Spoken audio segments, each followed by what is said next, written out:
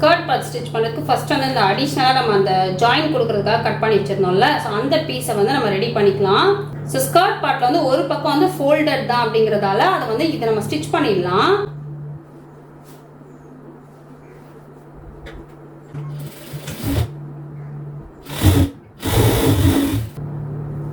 Stitch பண்ணியாச்சு. இப்போ படிமான தையல் போட்டுக்கலாம். இப்போ வந்து இந்த ஸ்கர்ட் பார்ட்டோட நம்ம வந்து அதை ஜாயின் பண்ணிக்கலாம். ஸோ மிடில் ஃபஸ்ட் எடுத்துக்கிட்டு மிடில் இருந்து பண்ணோம் அப்படின்னா நமக்கு வந்து கரெக்டாக கம்ப்ளீட் ஆகும். ஸோ ஃபோல்டு இருக்கிற மிடில் நான் எடுத்திருக்கேன். மிடில் ஒரு நாச் போட்டுட்டேன். நாச் போட்டுட்டு உள் பக்கம் தான் நல்ல பக்கம் இருக்கு.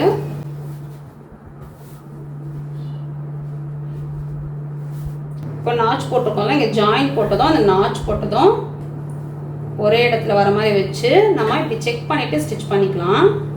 அப்படியே லைட்டாக நம்ம வச்சு பார்த்தா நமக்கு வந்து கரெக்டான மெஷர்மெண்ட் இருக்கும். ஏன்னா நம்ம அடிஷ்னலாக கட் பண்ணியிருக்கோம்ல, ஒரே அளவில் கட் பண்ணியிருந்தால் நமக்கு கரெக்டாக இருக்கும். பட் அடிஷ்னலாக பண்ணால் தான் உங்களுக்கு கரெக்டாக இருக்கும். ஏன்னா ஒரே அளவில் கட் பண்ணிங்க அப்படின்னா மெஷர் பண்ணி எடுக்கும்போது ஷார்ட்டேஜ் வந்துடும். ஸோ அதனால் இந்த மாதிரி பண்ணும்போது நமக்கு கரெக்டாக இருக்கும். அடிஷ்னலாக இருக்கும், நம்ம கட் பண்ணிக்கலாம். ஸோ இங்கே பாருங்கள், இப்படியே வச்சு நம்ம தையல் போட்டுக்கலாம்.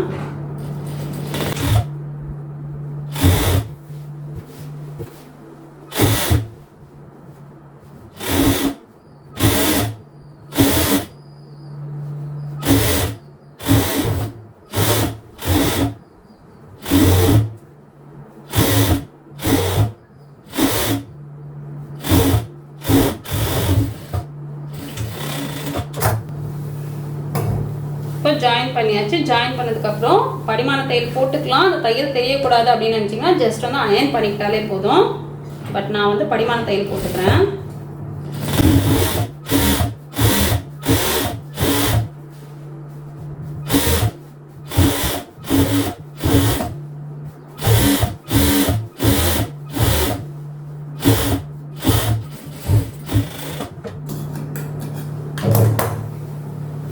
படிமான தையலும் போட்டாச்சு. இப்போ திரும்பவும் நம்ம எப்படி நம்ம கட் பண்ணுமோ அதே மாதிரி போட்டு மெஷர் பண்ணி அடிஷ்னலாக இருக்கிறத கட் பண்ணி எடுத்துக்கலாம். இப்போ பார்த்தீங்கன்னா அடிஷ்னல் பீஸ் நம்ம ஜாயின் பண்ண அப்புறம் அந்த அடிஷ்னல் பீஸ் வந்து இப்படி தான் நமக்கு எக்ஸ்ட்ராவாக இருக்கும். மேலே வந்து இந்த 2 பீஸ் கரெக்டான மெஷர்மெண்ட்டு, கீழே இருக்கிறது நம்ம அடிஷ்னலாக ஆட் பண்ண மெஷர்மெண்ட்டு. ஸோ இது வந்து நம்ம கரெக்டாக இருக்கான்னு இல்லை செக் பண்ணிவிட்டு அதுக்கப்புறம் கட் பண்ணிக்கலாம். இங்கே மடிப்பெல்லாம் வந்து கொஞ்சம் உள்ளே இருக்குது, அதெல்லாம் நம்ம ஸ்ட்ரைட் பண்ணிட்டு தான் கட் பண்ணோம். இல்லைன்னா நமக்கு வந்து அப் அண்ட் டவுன் இருக்கும். வச்சாச்சு. இப்போ நமக்கு அப்படியே வந்து மேலே இருக்க அதே மெஷர்மெண்ட்க்கு ஏற்ற மாதிரி நம்ம கட் பண்ணிடலாம்.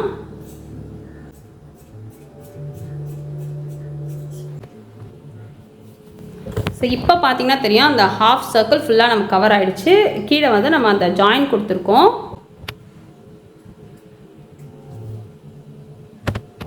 இப்போ நம்ம லைனிங் ரெடி பண்ணிக்கலாம். லைனிங் வந்து ஜாயின் பண்ணிடலாம். ஃபஸ்ட்டு மிடில் வந்து ஃபோல்டட் பீஸ் இருக்குல்ல, அதை வச்சுட்டு இந்த பக்கம் அந்த பக்கமும் அடிஷ்னலாக இருக்கிற பீஸ் நம்ம ஜாயின் பண்ணிக்கலாம். ஸோ இது வந்து த்ரெட்டு நான் சேஞ்ச் பண்ணல, அதுவே தான் போட போகிறேன். பட் நீங்கள் வந்து கலர் வேறு கலர்னால் வேறு கலரில் மாற்றிக்கோங்க.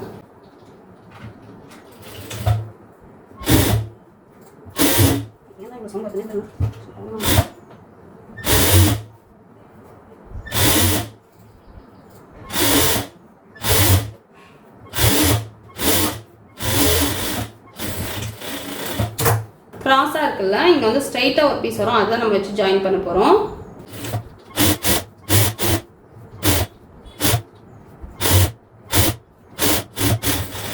இப்போ இந்த மிடில் வந்து நம்ம ஃபோல்ட் பண்ணி அந்த ஷேப்பை நம்ம எடுத்துக்கலாம். கண்டிப்பாக இந்த மாதிரி ஜாயின் பண்ணும்போது அப் அண்ட் டவுன் வரும். ஏன்னா கிராஸும் ஸ்ட்ரைட்டும் சேர்த்து ஜாயின் பண்ணும்போது கண்டிப்பாக அப் அண்ட் டவுன் வரும். உங்களுக்கு தெரியும்னு நினைக்கிறேன். இங்கே பாருங்கள். ஸோ இப்போ இதுதான் நம்ம கேல்குலேஷன். இதுக்கு ஏற்ற மாதிரி நம்ம அப்படியே வளைச்சி கட் பண்ணிடலாம்.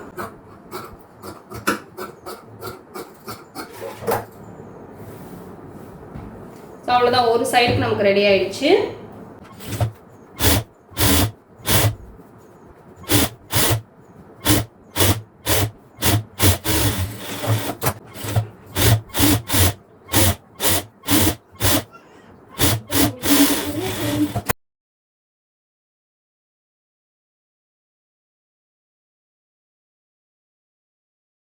ஜாயின் பண்ணதுக்கப்புறம் ஒரு பக்கத்தை நம்ம இதுலேயும் நம்ம ஜாயின் பண்ணிடலாம். ஏன்னா நமக்கு வந்து மெயின் ஸ்கர்ட் பார்ட்டுமே ஒரு பக்கம் ஜாயின் பண்ண மாதிரி தான் இருக்குது.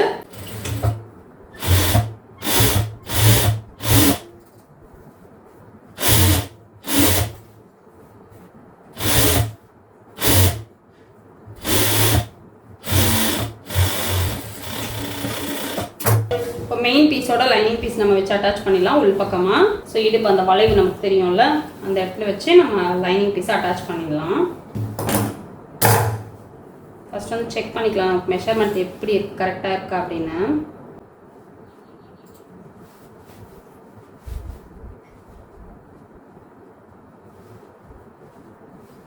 ஸோ மெஷர்மெண்ட் நம்ம கரெக்டாக தான் இருக்குது. ஸோ நம்ம அப்படியே வச்சு ஸ்டிச் பண்ணிடலாம்.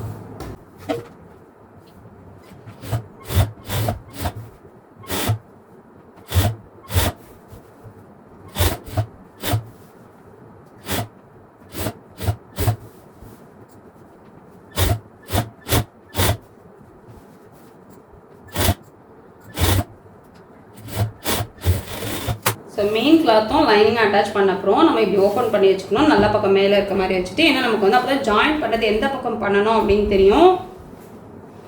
இந்த பக்கம் வந்து நமக்கு க்ளோஸ்டாக இருக்குது, ஒரு பக்கம் மட்டும் தான் ஓப்பனாக இருக்குது. இந்த பக்கத்தை நம்ம ஸ்டிச் பண்ணி க்ளோஸ் பண்ணிடலாம்.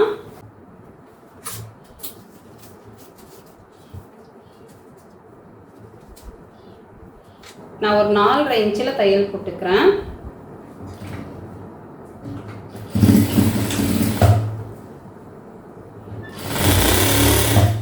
ஒரு இன்ச் அளவுக்கு தான் தையல் போடுறேன். இங்கே 4.5 இன்ச்சு வச்சுட்டு அதுக்கப்புறம் ஒரு 1 இன்ச் அளவுக்கு தான் நான் ஸ்டிச் பண்ணுறேன்.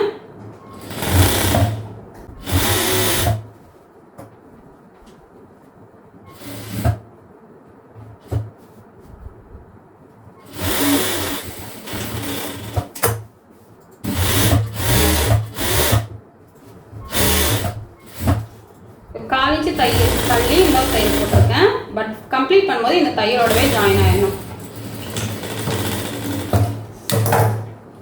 ஸோ அவ்வளோதான். இப்போ வந்து நம்ம ஸ்கர்ட் பார்ட் வச்சு ஸ்டிச் பண்ணிக்கலாம். இப்போ நல்ல பக்கம் இப்படி மேலே எடுத்து வச்சுட்டு ஸ்கர்ட் பார்ட்டோட நல்ல பக்கம் இந்த நல்ல பக்கத்தை ஃபேஸ் பண்ண மாதிரி வச்சுக்கிறோம். வச்சு ஜஸ்ட் நம்ம அப்படியே ஒரு தையல் போட்டுக்கலாம்.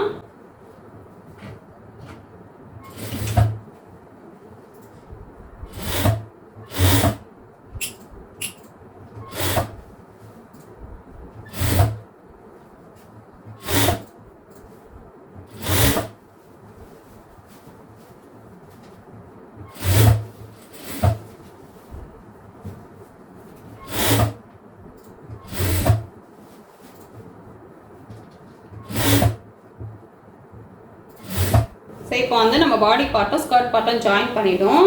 இப்போ இன்னொரு பக்கமாக நம்ம சைட் ஜாயின் பண்ணிவிட்டு கீழே ஃபோல்ட் பண்ணி ஸ்டிச் பண்ணோம் அப்படின்னா நமக்கு இந்த ஹாஃப் சர்க்கிள் ஃப்ராக் வந்து ரெடி ஆகிடும்.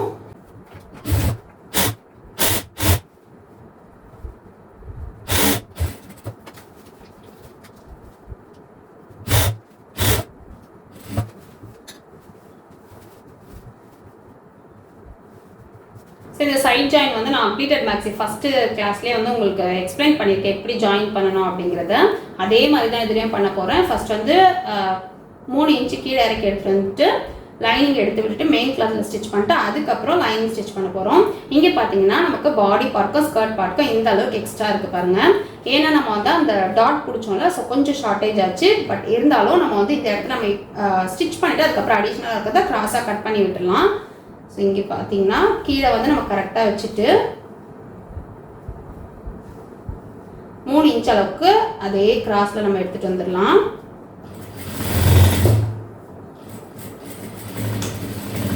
எடுத்துகிட்டு வந்து லாக் ஸ்டிச் போட்டு இப்போ நீடில் வெளியே எடுத்து லைனிங் ரெண்டியாக நம்ம வெளியே எடுத்துக்கலாம்.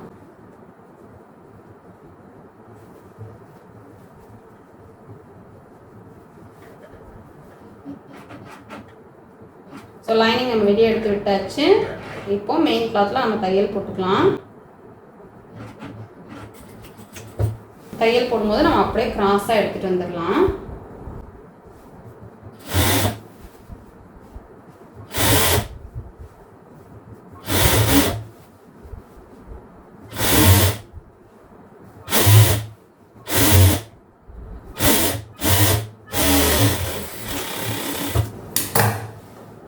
எடுத்துகிட்டு வந்தாச்சு. இப்போ வந்து இந்த அடிஷ்னலாக இருக்கு இல்லையா, ஸோ அதை வந்து நம்ம லைட்டாக கட் பண்ணிடலாம்.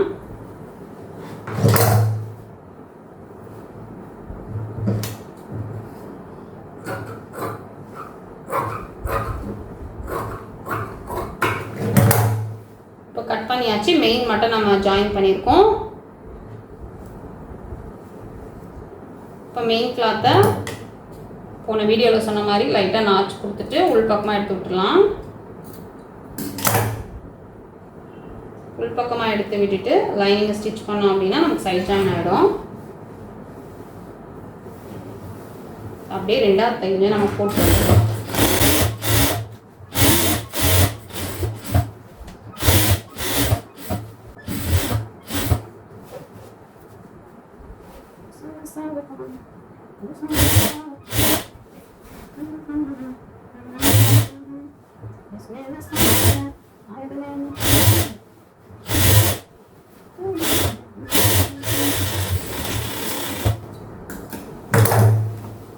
கம்ப்ளீட் பண்ணிட்டோம். இப்போ நம்ம மெயின் கிளாத்தும் லைனிங் கிளாத்தும் கீழே ஃபோல்ட் பண்ணி அடித்தோம் அப்படின்னா நமக்கு வந்து இந்த ஃப்ராக் இந்த மேக்ஸி வந்து கம்ப்ளீட் ஆகிடும்.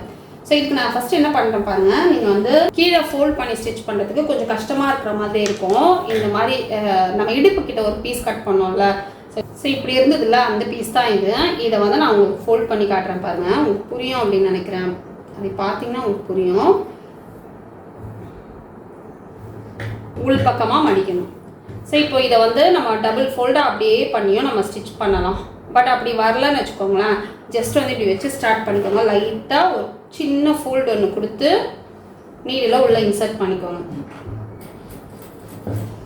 ஸோ நீடில் இன்சர்ட் பண்ணிவிட்டு நெக்ஸ்ட்டு பார்த்தீங்கன்னா இன்னும் கொஞ்சம் தூரம் தள்ளி திரும்பவும் அதே அளவு அங்கே எவ்வளோ ஃபோல்ட் பண்ணிங்களோ அதே அளவு இங்கே ஃபோல்ட் பண்ணிக்கோங்க. கொஞ்சம் தூரம் தள்ளி ஒரு 3 இன்ச்சு தள்ளி பண்ணிக்கோங்க. பண்ணிவிட்டு லைட்டாக இந்த மேலே இப்படி பிடிச்சிக்கோங்க. கிளாத்தை தனியாக பிடிச்சிருக்காதீங்க. இந்த ஃபிங்கரை இப்படி அழுத்தி பிடிச்சிட்டு லைட்டாக இப்படி இழுத்துட்டு இங்கே பேலன்ஸ் இருக்குது இல்லையா, இதை வந்து அப்படியே அழுத்தி ஒரே அளவில் மடிக்கிற மாதிரி வச்சு ஸ்டிச் பண்ணுங்கள். ஓகேவா?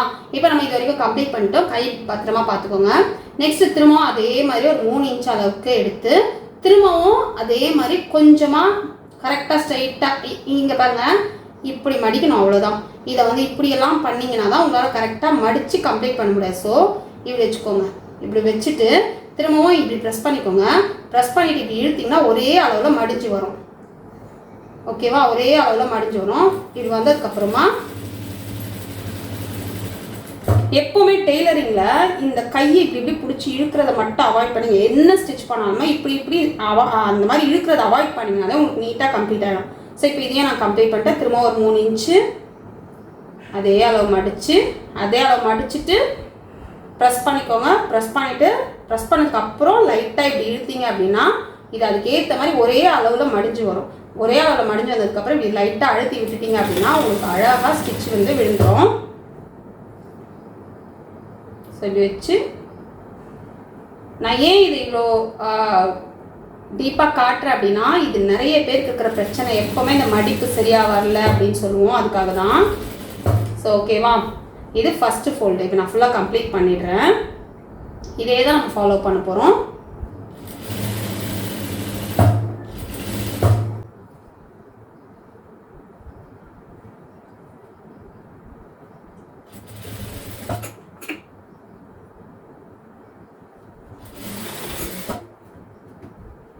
இங்கே மடிக்கும் போது திரும்பவும் சொல்கிற பாருங்க, இங்கே மடிக்கும் போது எந்த ப்ரெஷரும் கொடுக்காம உங்களுக்கு எந்த அளவுக்கு ஃபோல்ட் ஆகணும்னு நினைக்கிறீங்களோ அந்த அளவை லைட்டாக மடிச்சுட்டு இந்த ஃபிங்கர் எப்படி வச்சுக்கோங்க. வச்சுட்டு இதை எல்லாம் சேர்த்து இழுக்கிற மாதிரி இருக்கும். இழுக்கக்கூடாது. இந்த ஃபிங்கர் நான் இப்படி பிடிச்சி இழுக்கலை, ஜஸ்ட் அதை டைட் பண்ணி இழுக்கிறேன். அப்போ உங்களுக்கு இந்த மெஷர்மெண்ட்டு ஒரே அளவாக வரணும். ஸோ வந்த உடனே அப்படி செய்யணும்.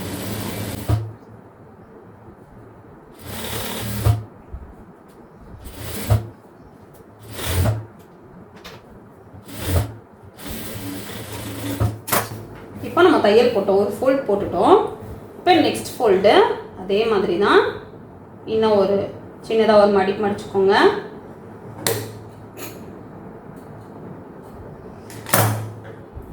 இன்னும் ஒரு மடிச்சுட்டு ஏற்கனவே மடிச்சதோட கொஞ்சம் பெருசாக. ஸோ மடிச்சுட்டு நம்ம ஸ்டார்ட் பண்ணோம்னா ஏற்கனவே நம்ம இந்த தையல் போட்டிருக்கோம் அப்படிங்கிறதால ஈஸியாக இருக்கும். அதே மெத்தட் தான். எந்த அளவு அங்கே மடித்தோமோ அதே அளவு தான் இங்கேயும் மடிக்கணும். மடிச்சுட்டு இப்படி கொடுத்தீங்க அப்படின்னா உங்களுக்கு ஈவனாக வர ஆரம்பிக்கும். ஒருவேளை இப்படி தூக்கிட்டு இருந்ததுன்னா நீங்கள் லைட்டாக இழுக்கும் போது இது கரெக்டாக செட் ஆகிடும். செட் ஆகிடுச்சுன்னா நீங்கள் இந்த மாதிரி தையல் போட்டுக்கணும். ஸோ இது ரொம்ப ஈஸியாக இருக்கும்.